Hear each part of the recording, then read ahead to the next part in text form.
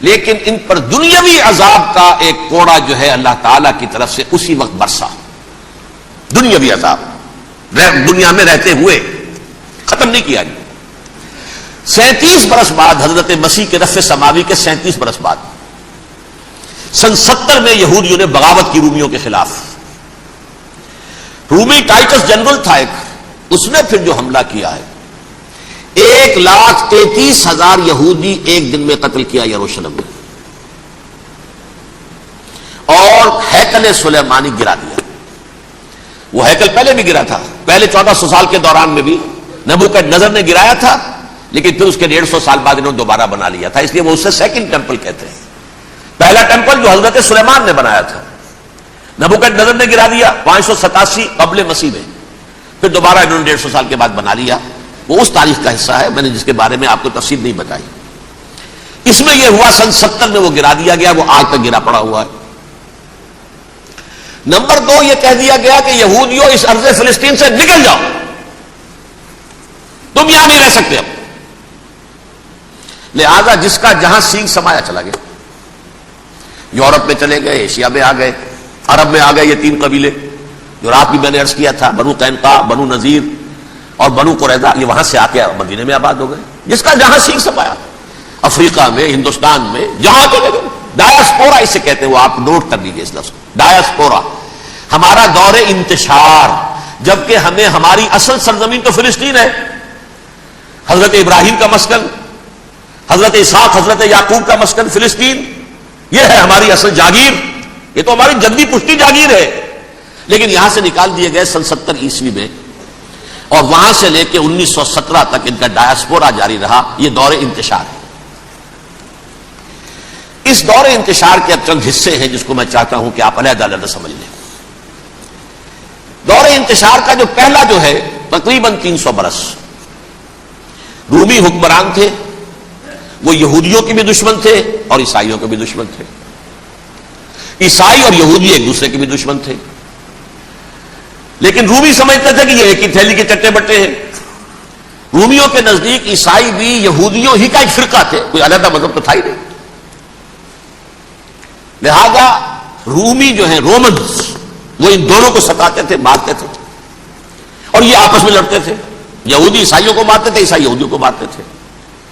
یہ ہے 300 برس تک کی تاریخ. سن 300 عیسوی میں کیا ہوا, ایک معجزہ ہو گیا. بہت عظیم ایمپرر کانسٹینٹائن, قسطنطین اعظم, رومن ایمپررز میں سے بہت بڑا ایمپرر, وہ عیسائی ہو گئے. اب تو معاملہ بالکل تلپٹ ہو گیا, پوری سلطنت عیسائی ہو گئی. اب عیسائیوں کے عیش ہو گئے اور یہودیوں پہ مار پڑنی شروع ہوئی. اب عیسائیوں کا آپ خود سوچئے کہ جنہیں وہ خدا بنا بیٹھے ہیں, خدا کا بیٹا قرار دے رہے ہیں, ان کے قاتل کون؟ یہودی بدماش. لہذا ان کی وہ پٹائی شروع ہوئی ہے یورپ میں, پوری رومن امپائر میں. انہیں ذلیل کیا گیا, شہروں میں آمد بند, علیحدہ رہو, گھیٹوز کے اندر رہو. یہودی کا نام جو ہے وہ گالی بن گیا, جیسے آج بھی یہودی گالی کہتے ہیں, جیسے خنزیر کا لفظ. آخر وہ بھی اللہ کی مخلوق ہے, لیکن آپ کو معلوم ہے کوئی شخص زبان پر نام نہیں لانا چاہتا خنزیر کا, سور کا. ہے تو مخلوق, وہ بھی ایک حیوان ہے. ایسے ہی یہ ہے یہودی, یہودی گالی, جھوٹ گالی. لہذا ایک طرف تو ان دونوں کے درمیان دشمنی, جس کو قرآن کہتا ہے وَأَغْرَيْنَا بَيْنَهُمُ الْعَدَاوَةَ وَالْبَغْضَاءَ, ہم نے ان کے مابین دشمنی جو ہے پیدا کر دی. اور جب یہ پوری سلطنت عیسائی ہو گئی تو قافیہ تنگ ہو گیا یہودیوں کا. اب آئیے 571 عیسوی, یعنی جبکہ ڈایاسپورا کو کتنا عرصہ ہو چکا تھا, 500 برس.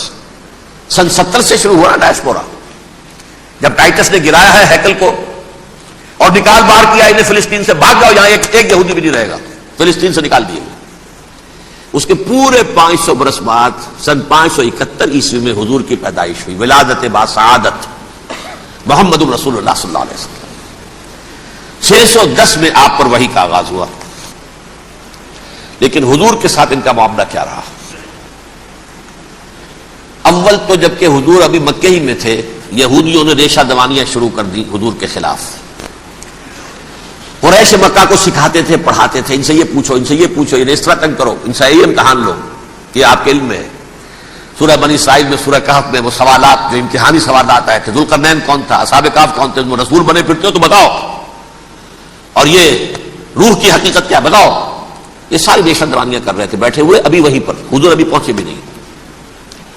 ہجرت فرما کر حضور تشریف لے آئے تو حضور نے جسے ماسٹر سٹروک کہا جائے گا، یعنی اسٹیٹس مین شپ کا ماسٹر سٹروک، آپ نے مدینے میں آتے یہودیوں کے ساتھ پیکٹ کر دیا، جوائنٹ ڈیفنس پیکٹ آف مدینہ، کہ اگر مکے والے ہم پر حملہ کریں گے تو ہم مل جل کر ایک قوم کی حیثیت سے مقابلہ کریں گے۔ یہ میثاق مدینہ کہلاتا ہے، جس کے بہت غلط معنی پہنائے جا رہے ہیں آج کل۔ بہرحال میں موضوع میرا چونکہ یہ نہیں، میں ادھر نہیں جاؤں گا، لیکن ہوا کیا، ہر مرتبہ یہ خیانت کے مرتکب ہوئے، ان میں جو عہد کیے تھے ان سے پھرے، اندر ہی اندر سازش ریشہ دوانی، حضور کی بدترین دشمنی۔ سورہ نساء کی آیت نمبر 12 میں 14 میں 13 میں فرمایا ہے، لا تزال تطلع علی خائنۃ منہم، اے نبی ہمیشہ آپ کے علم میں ان کی طرف سے خیانتیں، بدیانتیاں آتی رہیں گی، اور بار بار وہ مسلسل جنگ کی آگ بھڑکاتے تھے۔ قریش کو دعوت دیتے، آؤ آؤ آؤ، ہم اندر سے بغاوت کر دیں گے، تم آؤ تو صحیح، ختم کریں محمد کو اور اہل ایمان کو صلی اللہ علیہ وسلم ورضی اللہ تعالی عنہم اجمعین۔ لیکن پھر جب وہ آتے تھے تو یہ دبک جاتے تھے، ان میں ہمت نہیں تھی، میدان کے مرد نہیں رہے تھے، کہ سورہ حشر میں ان کا نقشہ کھینچا گیا ہے، کھلے میدان میں مقابلے کی اس کے اندر صلاحیت ہی نہیں ہے، یہ تو فصیلوں کے پیچھے سے، جیسے عورتیں کہیں دیہات میں لڑائی ہوتی ہے تو مرد جو ہے گلیوں میں لڑتے ہیں، عورتیں اوپر سے پتھر پھینکتی ہیں، بس وہ کام یہ کر سکتے تھے، من ورائے جدر، فصیلوں کے پیچھے سے، جنگ میں میدان میں نہیں آ سکتے۔ بہرحال قرآن مجید میں ہے یہ سورہ مائدہ کی آیت نمبر 64، کلما اوقدوا نارا للحرب اطفاها اللہ، اکثر و بیشتر مواقع پر تو یہ جب آگ بھڑکاتے تھے جنگ کی، اللہ اسے بجھا دیتا تھا۔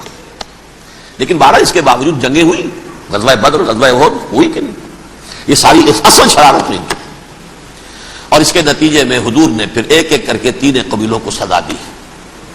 غزوہ بدر کے فوراً بعد بنو قینقاع نکالے گئے مدینے سے، غزوہ احد کے فوراً بعد بنو نذیر نکالے گئے، اور غزوہ احزاب کے بعد بنو قریظہ نکال دیے گئے۔ یہ تو میں نے آپ کے سامنے رکھ دیا صرف حضور کے زمانے میں ان کا کیا رویہ رہا، دشمن۔ رات بھی ہم نے وہ آیت پڑھی تھی، لَتَجِدَنَّ أَشَدَّ النَّاسِ عَدَاوَةً لِلَّذِينَ آمَنُوا الْيَهُودُ وَالَّذِينَ أَشْرَكُوا، اہل ایمان کی دشمنی میں شدید ترین تم پاؤ گے یہودیوں کو اور مشرکین کو، مشرکین بھی بعد میں ہے، پہلے یہود۔ حضور کے بعد کیا ہوا آپ یہ نوٹ کیجئے، یہ ان کی تاریخ کا دوسرا دور۔ حضرت عمر رضی اللہ تعالیٰ عنہ کا عہد خلافت ہے، بیت المقدس کا محاصرہ کیا گیا، فصیل بڑی اونچی، شہر اندر سے سیلف سفیشینٹ، حملے کا راستہ کوئی نہیں، محاصرہ طول کھینچ رہا ہے، لیکن ان کے پاس رسد بھی موجود ہے، پانی بھی موجود ہے، وہ دروازے بند کر کے بیٹھے ہوئے۔ بالآخر اللہ تعالیٰ کی مشیت کا ظہور کیسے ہوا، ان کے کچھ علماء آئے فصیل پر، کہا دیکھو مسلمانوں، تم قیامت تک بھی یہاں پڑے رہو گے محاصرہ کر کے، ہمارا یہ شہر فتح نہیں ہوگا۔ ہاں ایک درویش بادشاہ کے ہاتھوں یہ شہر فتح ہونا ہے، لیکن تمہارے اندر ہمیں وہ نظر نہیں آ رہا۔ ابو عبیدہ بن الجراح رضی اللہ تعالی عنہ، امین هذه الامہ، ان کا فوراً ذہن گیا، وہ درویش بادشاہ مدینے میں بیٹھا ہوا ہے، عمر رضی اللہ تعالی سے انہوں نے کھڑے ہو کر نشانیاں دیکھی ہیں، اپنی کتابیں کھولی، ہاں یہ وہی ہے، اچھا لو جی سرنڈر، شہر تمہارے ہاتھ میں۔ خون کا ایک قطرہ نہیں بہا اور بیت المقدس فتح ہو گیا۔